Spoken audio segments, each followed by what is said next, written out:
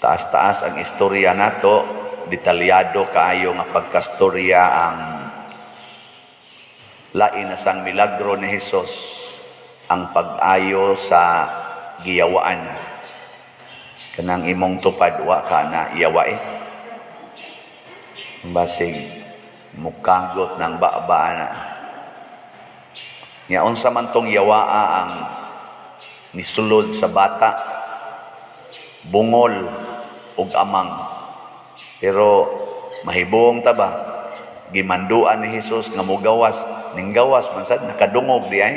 So hastang yawa naayo, nahiled sang yawa kay di man to siya kadungog. Mao bitaw ang iyang mga tinun-an siya, ngano wa mami kapagawas ato? Ang angog imong sultihan, di man to siya kadungog. Nya amang pagyud, di pagyud kasulti, o to yaro tong pakirig-kirigon ang bata. Pero basig ni gamit siguro si Kristo og sign language, no? Sign language ting ito. Nganong nakasud man sa dunggan sa bungol nga yawa. Kay kanira basang yawa ano, kusog kayo magpabungol-bungol. Di ba? Hay may lisod sultihan, kanang tinuod nga bungol o kanang nagpabungol-bungol? O kanang yung nagpabungol-bungol? Parehara na ana bang pukaon nimo ang tao? Hay may sayon pukaon, ang natog o ang nagmata? Kanang yung nagmata, inya imong pukaon, lisura na pukaon, di ginakadungog. Mao na siya ang yawa nagpabungol-bungol. Nya nganong nakasuod man ang pulong ni Hesus tungod kay si Kristo maampuon. Gikan ko to sila sa bukid, nagampo to sila dito katong nag-transfiguration ba. Si Kristo hilig jud kay ampo. Mo bitaw ning COVID, wa na ni ayo-ayo tingay hapit na ni wa na maayo. Mutulo upat na takatuig nga ani. Di na gid ni maayo. Ngano man minus kay tag pagampo. Nya, ug kun ang yawa nga nagdaan ni bungol ug amang, di kasod. Ingon ana ang power sa prayer.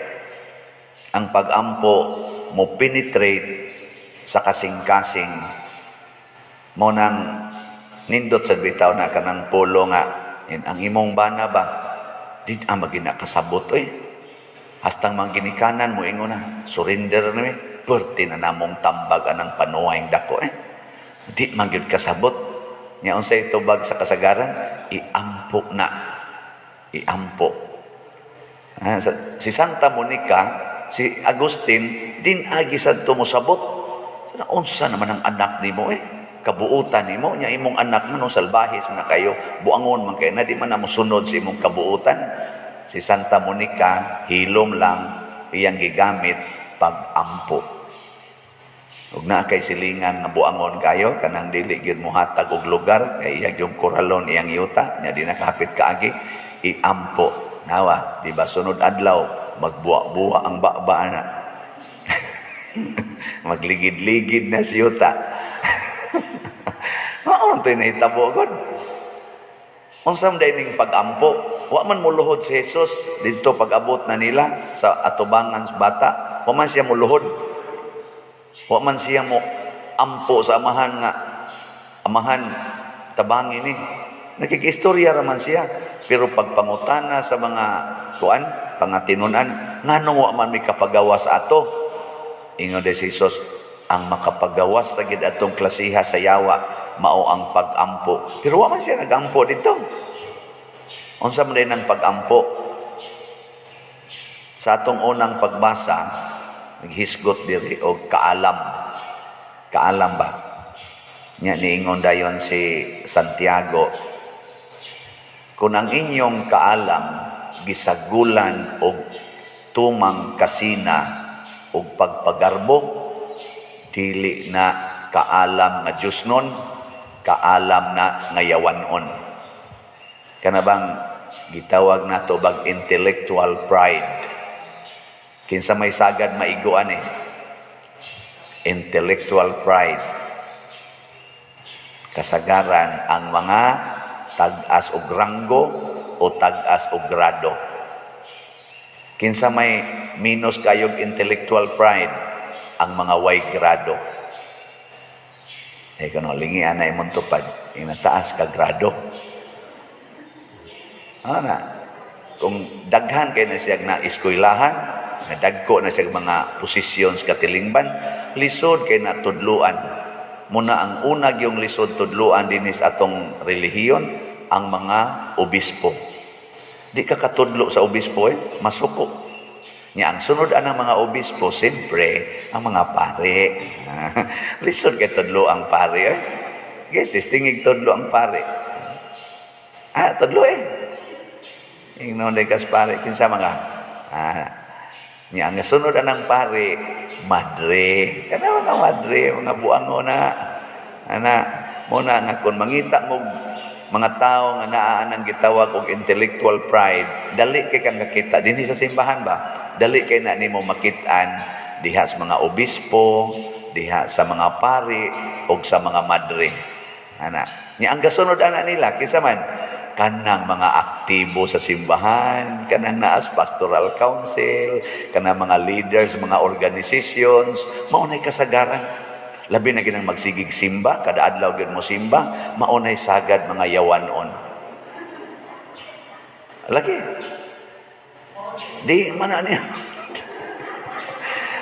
Bitan ng mga igo tas istoryas uban sa now nga simbahan ug batasan di makaog iro Mas maay pa tong mga standby, mas maay pa tong gasigig inom dito sa kilid kay makighiusa pa sa silingan, pero kani gasigig simba og masudlan anang intellectual pride.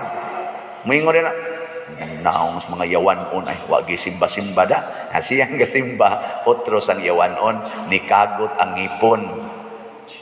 Di ba? Na siya. Kana mga aktibo, so mao ni sila atong bantayan. So unsa man dining pag-ampo? Mao di ay ang pagpaubos sa atong kaugalingon at tubangan sa Ginoo. Kana bang moangkon ta nga wa gyud tay ato? We are nothing. Kana bang inig ampo nato, inig istorya nato sa Ginoo, igo ra gitan mo ingon, salamat Ginoo nga gitagaan ko nimo niining tanang butang nga akong nasinati. I am nothing. Nya ikaduha, kanang tao bitaw inig ampo nga magpasugo sa Ginoo. Sugo ako Lord. Kana bang giingon ba? Here I am Lord, I come to do your will. Muna'y batasan ni Jesus, batasan ni Maria, batasan sa mga santos o mga propeta sa Dios.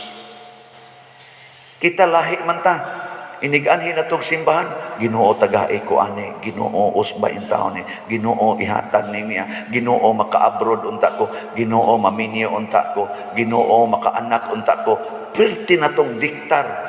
Unya inig panganak na, ang kono dayon, ako ning anak, ako ning anak. Din agyon mananghid sa Ginoo, inig kusi, inig hapak, inig kulata. Kay ako ning anak, bisag patyon pa ninako, ako'y nagpakaon ani. Na kay biya nimong iugbo. No na ang amahan, niabot gyud ang amahan sa point nga niangkon, Lord, na ako'y pagtuo pero dili paigo, kaluy iintawon ako. Purti niyang atiman siyang anak, pero niabot gyud siya sa point nga di gid niya kaya. Muna sayop gyud na kanang magsigigan ni simbahan, unya moingon dayon, sus pader, unsaon na lang. Ayaw mo paggamit anang pills, kanang kondom, ayaw mo palahig, sus paduti mo ta, pader. Kamay kay mag-itikam, pader, unsaon magdi na to gamitan, pader, ang bana na ako, pader, di mabadlong, Mura ko nog iring, mura ko nog iring, magsigpanghabkap. Kana bitang iring anas lawom sa lamisa, nga inigkaon ni mong sigkabkap. Kada adlaw kuno magkabkap unsaon man kuno ana pag-control nga gamito na kuno kanang unsay tawag ana, kanang natural nga naa man na kuno'y period nga way hikapay. Nya ang iyang bana kuno labi na jud kuno makainom, sus di jud kuno pabalibad. Unya unsaon man kuno ana nga ang ila kunong anak di man nila mabuhi kay pobre man. Nya mao na iyang pamalandong din ni simbahan, di madalor mo na magpalaygit lang yun ko Lord, magsuksok lang yun ko aning ayude haron matumanan ko niya akong bana kay gubot man sa kay balibaran. Ako kasuway na Wa sa kumukabkab sa Madrid. Oy, si Haro sa ang kuya, ako'y kabkabos Madrid. Yaman. Kanang inana ba? Nya, sakto na, dili. Nga mobuhat lang yung kus, gidili sa simbahan, gidili sa Ginoo, tungod sa akong kabalaka. Di na sakto eh. Mo lagi na, dili lagi ikay magbuhi anang imong anak, dili ikay muhatag og kaugmaon anang imong anak, bisag moabot pa nag 25 kabuok kun itugot sa Ginoo nga moabot yung 25 kabuok imong anak, dili ikay magbuhi anak. Pwede ra gyud inighuman imong anak sa ika-25 mamatay ka. Pwede ra gyud na mabuhi ra gyud ang imong mga anak. Basta na ay Ginoo. Pero wa tay Ginoo, bisag usa ra kabuk imong anak, murag way lami ang kinabuhi. Tanawar ko ning amahan, usa ra man kabuk yang anak, nagkabuang siya. Di man lagi niya masulbad ang problema. Usa ra man tani kabuok. Ingos Kristo, nus apa man na ingon ana, dugay na kay Lord oy. Sa to pawagin siya kasulbad. Di ba? Pero si Kristo kausa ra gisulbad oy. Pagduol niya sa Ginoo, pag-surrender niya sa Ginoo, sulbada yung problema. Una 25 kabuk imong anak, nagtuo kag dili ka makapakaon anak, mahinganghaon niya ka. Kung muduol lang kas Ginoo, mo surrender kas Ginoo, total wa man mo magdanghag.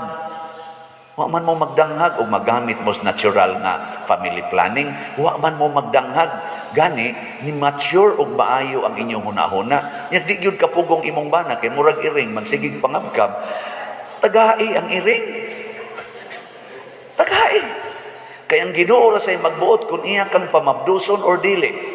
Kadaghan dihang nagpagam, abot ng ingantos Amerika, gasigig pagam sa ilang lawas, aron lang kuno ma-fertile, aron makapanganak. Oy, sus, tag 15 ka tuig, tag 20 na ka tuig minyo, gipangkapoy na lang.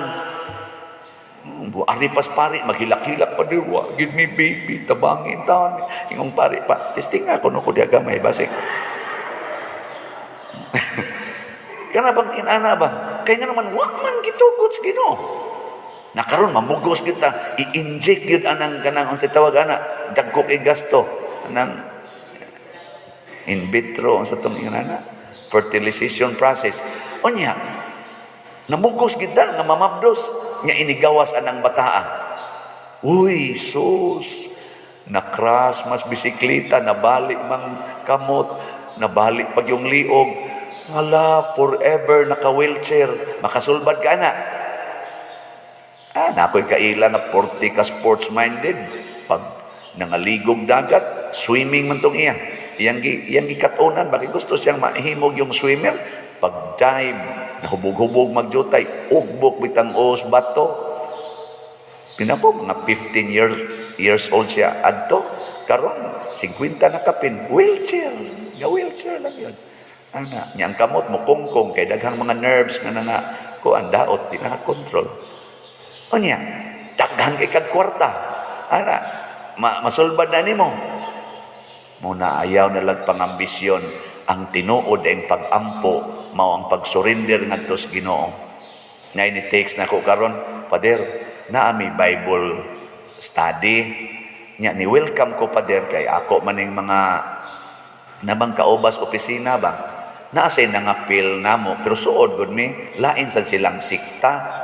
Mura bang nahog og ecumenical ba? Pero siya ay leader.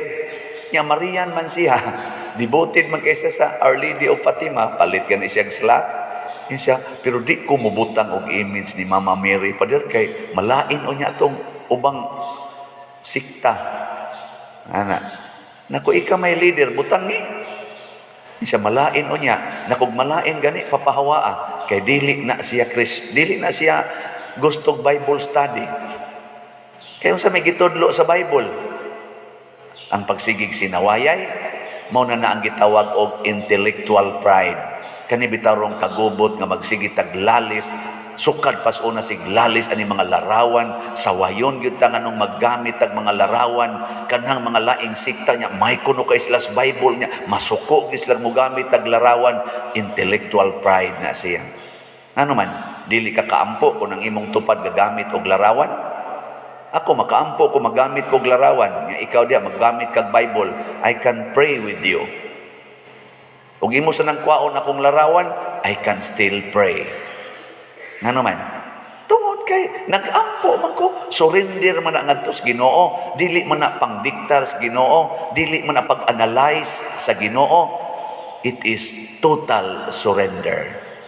And the Holy Spirit maoy mo enlighten nato ug mao na nay dad-o nato ang iyang mga pulong, gamhanan man na kay iyang mga pulong, hastang yawa nga amang ug bungol makadungog na nato. Di ba? Tanawa, hasta ganing buta nakakita kun hain ang palitanag slat dinhi. Nanganhi niya ang gadain taw nila usa ka buktot, upat sila ka buok, nakadumdum hain ang opisina nga mudawat aning slat nga Mother Mary's Healing and Deliverance.